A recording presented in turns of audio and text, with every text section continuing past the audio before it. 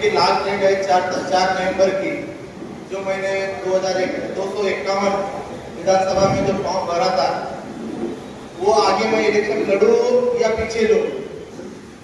अभी कुछ लोग अपने अपने जो भी मतलब फैसले हैं घर बैठकर या किसी बंगले पर चालू है जिसको की, लेकिन मैं ऐसे समझता हूँ कि, और मेरे ख्याल से कोई तो भी बताया था कि आयात भाई नेता है और ये कार्य करता है बोलकर, लेकिन मैं कभी नेता बोलकर काम नहीं किया।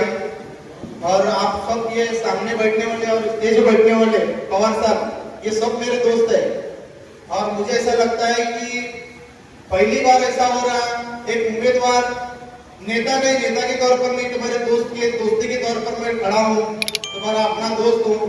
और रही बात, जितने ज्यादा करीबी दोस्त मेरे हैं वो सब में लास्ट में बैठे हैं, बहुत ज्यादा करीब है लेकिन बहुत लास्ट में बैठे हैं। और तुम्हारी बदनसीबी ऐसी है और मेरी बदनसीबी है कि तुम भी नेता नहीं है और मैं भी नेता नहीं हूँ, ना आपको भाषा में आता ना मुझे भाषा में आता। अब बदनसीबी है तुम्हारी और हमारी। अब मैं ये बताना जरूरी समझूंगा कि इलेक्शन को खड़ा होने का जो मैंने फैसला लिया, मैंने पूरे लाइफ में हमेशा से इलेक्शन में किसी ना किसी अच्छे इंसान को मैंने कभी पक्ष नहीं देखा। जब भी इलेक्शन में किसी नेता का काम किया, मैं अच्छे शख्स का काम करते आया हूँ। अतार साहब, आप पत्रकारिता करते हैं, आप सीनियर है, आपको ये बताना जरूरी समझता हूँ, जब भी मैंने काम किया कोई पक्ष के लिए कभी नहीं काम किया। मैं अच्छा नेता जो विकास कर सकता, हर समाज को लेकर चल सकता, मैं ऐसे आदमी का काम किया। लेकिन मेरे सामने कुछ लोग ऐसा प्रस्ताव लेकर आए कि जैसे कि फारूक भाई शाब्दी MIM, अब लोग आरोप भी करते हैं इसे कि चैनल MIM का है बोलकर, ऐसा कुछ नहीं है। तो ये मेरे अच्छे क्लोज संबंध है, क्लोज संबंध रहने की वजह से कुछ गरीबी लोग मेरे ये बताए कि मेरे को तेरे अच्छे संबंध रहे तो कुछ फायदा कर ले। अभी दक्षिण का कुछ समीकरण ऐसा लग रहा था कि यहाँ पर लड़ने के लिए बाबा मिस्त्री के अलावा कोई नहीं थे। बाबा मिस्त्री यहाँ पे इच्छुक थे कांग्रेस से, और अनुमान ऐसा लग रहा था कि कांग्रेस की टिकट नहीं मिलेंगी बाबा मिस्त्री को। तो बाबा मिस्त्री को टिकट नहीं मिलने के बाद तो बाबा मिस्त्री का निर्णय क्या रहेगा। तो हमने जब बाबा मिस्त्री को क्रॉस पूछा यानी कि मीडिया के माध्यम से भी, मतलब जहाँ भी क्वेश्चन हुआ, तो बाबा मिस्त्री ने कहा कि पक्ष मुझे टिकट देगा और मुझे पूरा विश्वास है और मैं कांग्रेस से ही लड़ूंगा। तो पत्रकारों ने यह सवाल किया था बाबा मिस्त्री को, अगर पक्ष टिकट नहीं देगा तो आप क्या करोगे, दूसरे पक्ष में जाओगे या अपक्ष लड़ोगे, या आपके दिमाग में MIM की है MIM पक्ष दूसरी उनकी क्या दिमाग में आज लगती मुझे पता नहीं है। MIM का नाम आते ही बाबा मिस्त्री बोलते कि जातिवाद पक्ष है बोलकर। मुझे लगता है MIM को मैं जातिवाद पक्ष नहीं मानता। मैं मेरा पर्सनली एक मत है कि जातिवाद पक्ष नहीं है। हाँ, रही बात क्या मुस्लिम समाज की आवाज को बुलंद करने वाला पक्ष है, वो एक अच्छा पक्ष है। और रही बात महाविकास आघाड़ी भी अच्छा काम कर रही। मेरा विरोध है बीजेपी का विरोध है मेरा। और तीसरी आघाड़ी जो बनी है, अभी जो तीसरी आघाड़ी बनी है संभाजी राजे, और उसका विरोध मैं इसलिए करता हूँ, हाल ही में तकरीबन मेरे ख्याल से 4-5 महीने पहले विशालगढ़ के अंदर मस्जिद पर जो हमला हुआ था, और मैं ये छाती ठोकर बोल रहा हूं, मैं वो घटना बुरी थी और गलत थी।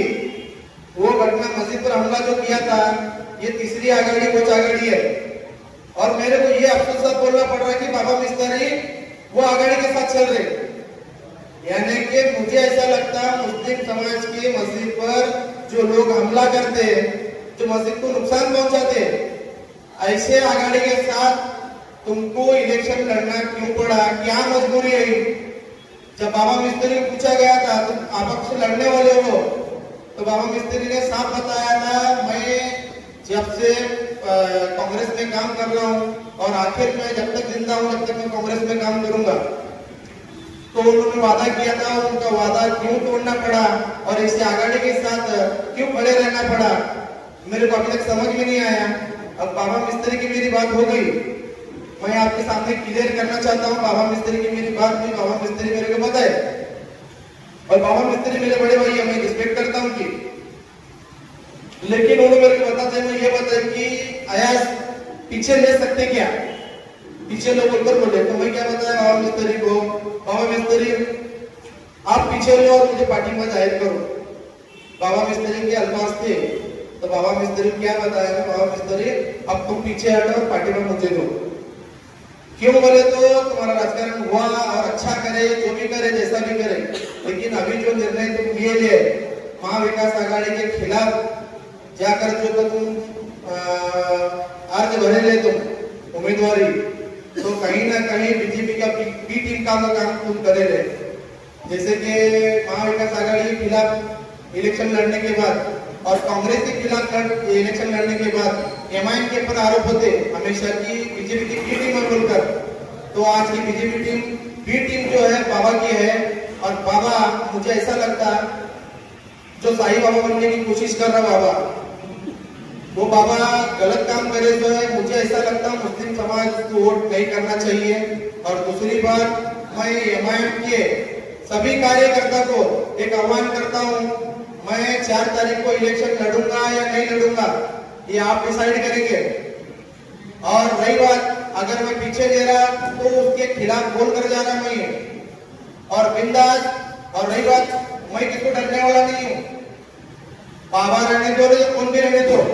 जब मैं ये मतदार संघ में आने के वक्त मैं सोच कर आया हूँ, यहाँ बहुत बड़े दिग्गज है, दिग्गज लोग हैं, बड़े बड़े नेता है, पैसे वाले बंगले वाले सब है, ना मेरे धर्म में ना मेरे खून में खौफ नहीं है मेरे। जब मैं जो भी निर्णय ले रहा हूँ सोच समझ कर ले रहा हूँ। और याद रखो, हाँ इलेक्शन लड़ते वक्त मैं मेरे ताकत से लड़ूंगा, लेकिन जितना जिताना है या मेरे को हराना है आपके हाथ में है, मेरी ताकत तुम है। हाँ रही बात मेरी औकात माफी देंगी कि आमदार की औकात अयाज शेख रखता है या नहीं, मेरी औकात तुम है, ये वोटर है। मैं जो औकात मापने वाले जो लोग हैं ना, इनकी औकात तुम्हारी वजह से बनी है। जब तुम वोट करते ना तब इनकी औकात बनती। और रही बात, मेरी भी औकात बन सकती, ये आपके हाथ में है। और ये डिसीजन जो भी रहेगा ये आगे लेंगे अपन। तो मुझे ऐसा लगता है बाबा मिस्त्री को जब बात किया मैं, तो बाबा मिस्त्री बोले मेरे को दिल बड़ा करने के लिए, तो मैं बाबा मिस्त्री को क्लियर बताया हूँ तुमको पीछे हटना है और मेरे को पार्टी में देना है। और अभी भी ये सोशल मीडिया के माध्यम से हो, चैनल पत्रकारों आपके सबके माध्यम से मैं बात कर रहा हूँ और सबको बता रहा, बिंदास अगर तुम्हारे में दम है, अगर आप पत्रकारिता करते बाबा को सवाल करो ये बात, तुम जो धोखा दिए महाविकास आघाड़ी को, कांग्रेस को बंडखोरी करे, ये किसके कहने पर करेले तुम्हारा निर्णय बन जाए कहीं को। और रही बात, बाबा मिस्त्री को मैं बताया था, फारूक शाब्दी को बताया था, आमदार की टिकट मेरे को जो मिल रही वो टिकट मेरे को मत दो, सुलह करने के तौर पर तुम क्या करो, ये बाबा मिस्त्री को टिकट दो, एमआईएम का टिकट दे दो। बाबा मिस्त्री दक्षिण से लड़ेंगे तो तुम मध्य से लड़ो, बाबा मिस्त्री भी आमदार बनेगा और तुम भी बनो। ये मेरे तरफ से था प्रस्ताव। और ये दिल जो बड़ा किया था वो मेरे को कोई सिखाया नहीं, मैं अच्छा और बुरा समझता काम करते वक्त। तो मेरे को ऐसा लगा कि वो एमआईएम की तरफ से अगर कांग्रेस टिकट नहीं भी दे रही, ठीक अच्छी बात है, एमआईएम से लड़ो, तुम आमदार बनते ना। अरे तीसरी आघाड़ी से बन रहे तुम, जो लोग मस्जिद को नुकसान पहुंचे वैसे आघाड़ी के साथ तुम आगे फैलते टिकट लेकर, तो मतलब तुमको वोट किसके मिलने वाले हैं? मेरे को नहीं लगता मुस्लिम समाज बाबा मिस्त्री को वोट करने वाला है। और रही बात, जो मुस्लिम समाज के अंदर समाज के नाम पर, जमात के नाम पर, पक्ष के नाम पर जो वोट डिवाइड है, यानी कि एमआईएम, कांग्रेस, राष्ट्रवादी, हर तरफ मुस्लिम समाज है, तो मैं ऐसा समझता मस्जिद का जब मसला आएगा ऐसे आदमी को वोट नहीं करना चाहिए। मेरे को जात का राजकारण करना आता नहीं। और रही बात, अगर जातिवाद का काम करने वाले जो भी लोग रहेंगे उसके खिलाफ हमेशा रहूंगा, वो मुसलमान रहने दो या हिंदू रहने दो, उसके खिलाफ हमेशा रहूंगा मैं। और आज मैं इलेक्शन जीतने को तुम्हारे पूरे वोट लेने के लिए ले आया मैं जो आज बोल रहा है, याद रखो बात, आज 2 तारीख है, कल 3 तारीख है और तू 4 है। हो सकता तुम्हारे निर्णय से मैं बाहर भी जाऊंगा, मेरे को कुछ प्रॉब्लम नहीं है और मेरी सेटिंग सिर्फ तुम्हारे साथ हो सकती है, किसी के बंगले पर होने वाली नहीं है। ये वादा कर रहा हूं मैं किधर जाने वाला नहीं हूँ, किसी साथ सेटिंग करने वाला नहीं, ना टिकट ना कुर्सी ना पैसे किसी बिकने वाला हूँ। हाँ तुम कुछ होगा इधर तो तुम्हारे और मेरे बीच में होगा, और तुम निर्णय लो, जहां से आया था उधर जाता मैं। बस मेरा बोलना ये है, बाबा मिस्त्री को सवाल करो, अगर बाबा मिस्त्री चाहते मुस्लिम समाज के वोट लेना, वो हक उनका खत्म हुआ है। तुम तीसरी आघाड़ी के साथ गए, ये विषय खत्म हुआ। राजकीय वोट होने का तुम्हारे को, तो तुम्हारे पास कांग्रेस थी, कांग्रेस का बंडखोरी करे तुम, बंडखोरी करने के बाद कांग्रेस के कट्टर कार्यकर्ता तुमको वोट करने वाले नहीं है, और मुझे नहीं लगता कांग्रेस की कट्टर कार्यकर्ताओं को वोट करना चाहिए। और बची बात एमआईएम की, ठीक है अच्छी बात है, एमआईएम के लोग तुमको वोट करेंगे। आप क्या करो, प्रेस कॉन्फ्रेंस लो, प्रेस कॉन्फ्रेंस देकर ये बताओ कि असद ओवैसी के काम को सलाम करो, असद ओवैसी मुस्लिम समाज के प्रश्न को उठाते हैं, दलित समाज के प्रश्न को उठाते हैं, हर समाज को लेकर चलते हैं, सेक्युलर पार्टी बनकर गवाही दो। तो एमआईएम के जो लोग हैं, मैं पूरी मुस्लिम की बात नहीं कर रहा, हर जगह ऐसा होता है कि कौम की बात करते वोट लेकर जाते, मैं कौम की बात नहीं कर रहा। एक गट्टा जो एमआईएम के वोट है, अगर एमआईएम के वोट लेना चाहते असद ओवैसी को सलाम करना पड़ेगा तुमको, और क्या बोलना पड़ेगा, एमआईएम सेक्युलर पार्टी है बोलकर गवाही देना पड़ेगा। और ये गवाही देने के बाद डेलीगेशन देना पड़ेगा तुमको।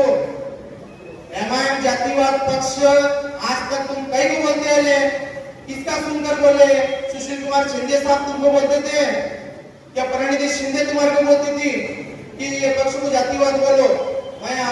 मेरा आरोप परिणीति शिंदे पर नहीं है, सुशील कुमार शिंदे पर नहीं है, इनके लीडर, इनके किसके अंडर में काम करे, बाबा मिस्त्री, इनके लीडर के अंडर में काम करे।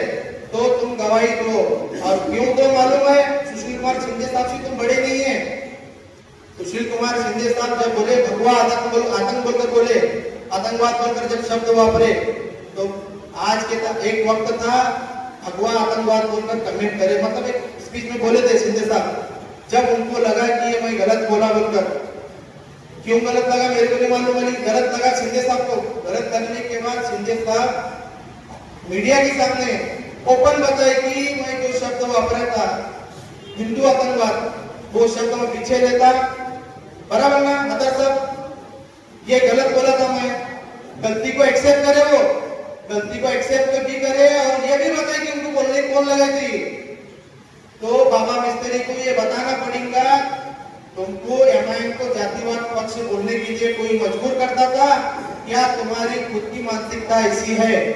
अगर अब परसों मेरी बात हुई थी, बात होने के वक्त बाबा मिस्त्री क्लियर बताइए पक्ष मुझे पसंद नहीं है, मैं बाबा मिस्त्री क्या बताऊं, बाबा मिस्त्री मेरे को अंदर बनने का नहीं है, ऐसा निर्णय क्यों लिया तुम कर रहे थे एमआईएम से बैठने का, मेरा टिकट लेकर जीत सकते ना तुम।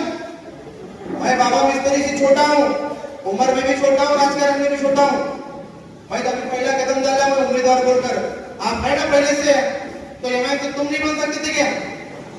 जीतना नहीं है तुमको, हारना क्यों है तुम्हारे को, और किसको हराना है तुमको, क्या मकसद है तुम्हारा?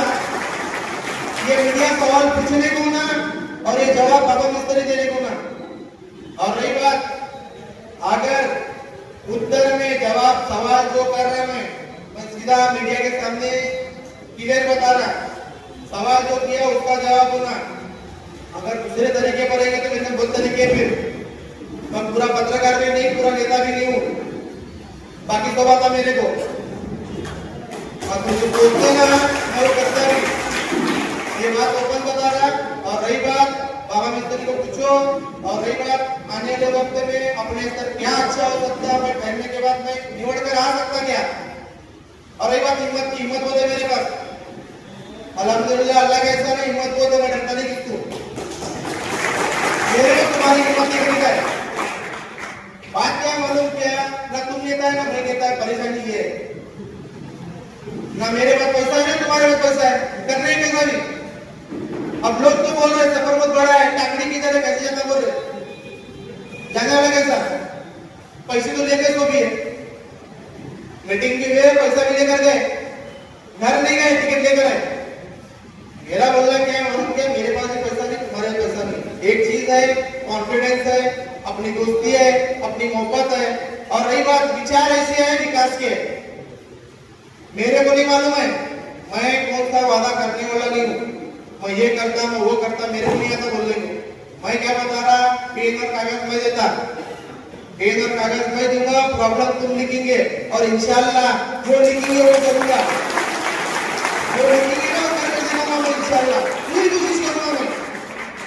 अब अच्छी बात इलेक्शन में आया मैं फारूक भाई बताया था, फारूक भाई मतलब मेरे को हयात भाई मेरे को यकीन नहीं हो रहा कि तुम हाँ बोले, मतलब इलेक्शन में तुम तैयार थे और हाँ बराबर है फारूक भाई, ऐसा निर्णय लेना पड़ा मेरे को, मैं हाँ बोला तो मुबारकबाद दिए मेरे को फारूक भाई।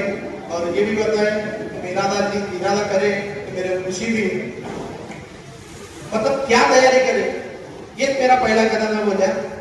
और ऐसा भागने वाला इधर से बोला 32-33 मीटिंग करने लाऊं मैं इधर दक्षिण में 32-33 मीटिंग करा, पहले पूछताछ करा, सबकी राय लिया। और रही बात क्या है, हम लोग जो लोग समझ रहे ये लोग है, बहुत सारे लोग है अल्हम्दुलिल्लाह, बहुत सारे लोग है।